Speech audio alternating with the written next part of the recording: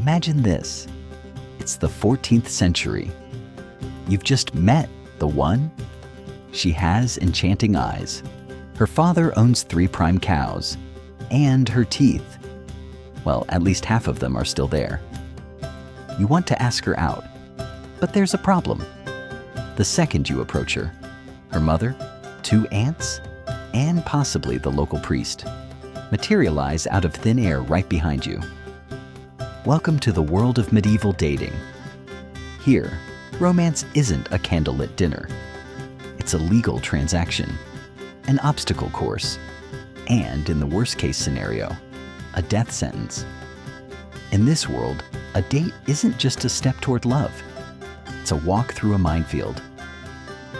For most people, a date wasn't a search for a soulmate. It was a merger of capital. Your father and her father would sit down at a table and negotiate.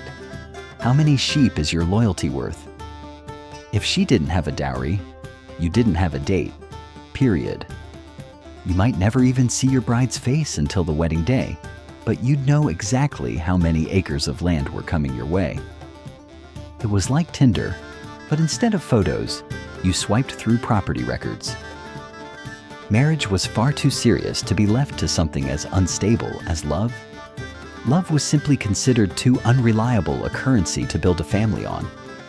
Since speaking openly about your feelings under the family's watchful eye was impossible, lovers turned into real-life secret agents.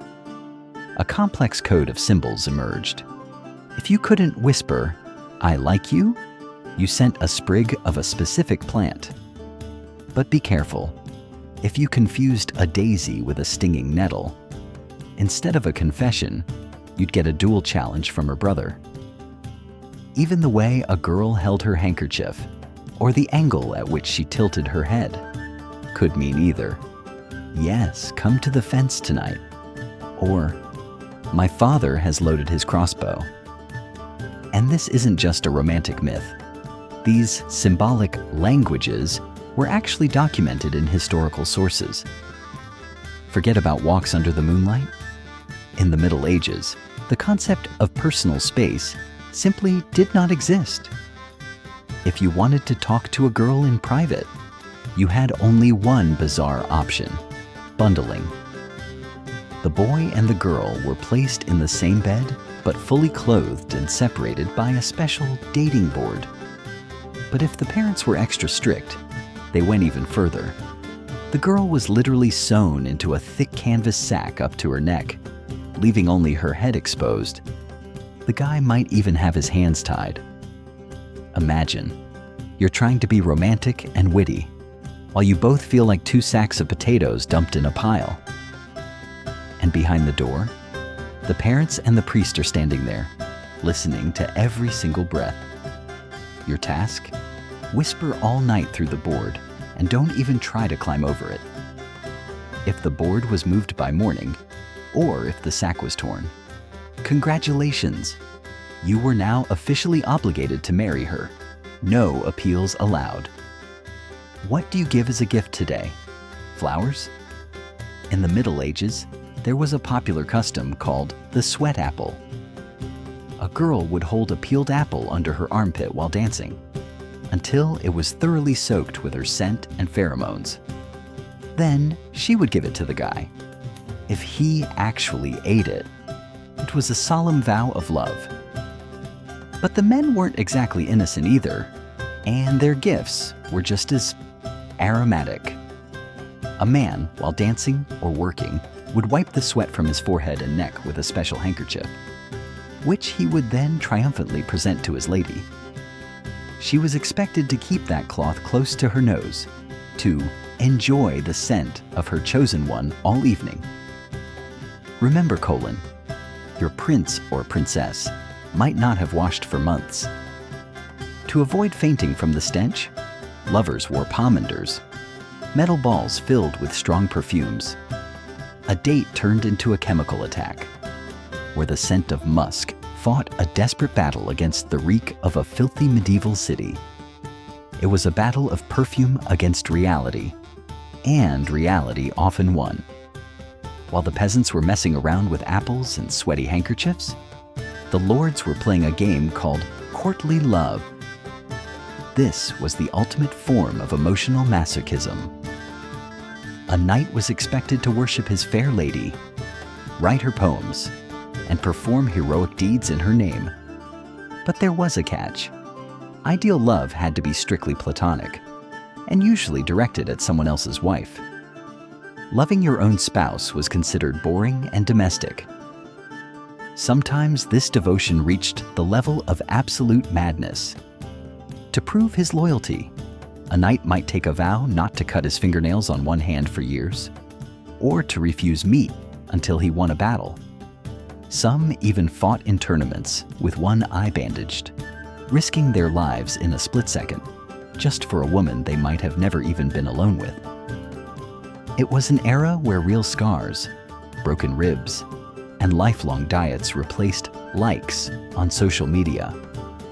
A true aristocrat was supposed to suffer so beautifully that they'd write a ballad about it, even if he ended up with nothing in the end. If the apples in the poems didn't work, it was time for the heavy artillery. Medieval people were incredibly superstitious. Desperate lovers would run to witches for love potions. The recipes included things that would make a modern person gag: dried toads, powder made from a hanged man's teeth, or strands of hair stolen from their crush's comb. When you have no choice, you start to believe in anything. The irony is, for using recipes like these, you could easily end up at the stake. If you decided to play the romantic and steal a kiss without permission, prepare for the worst. In some regions, for a kiss without the family's consent, a guy could be fined an amount equal to a village's annual income.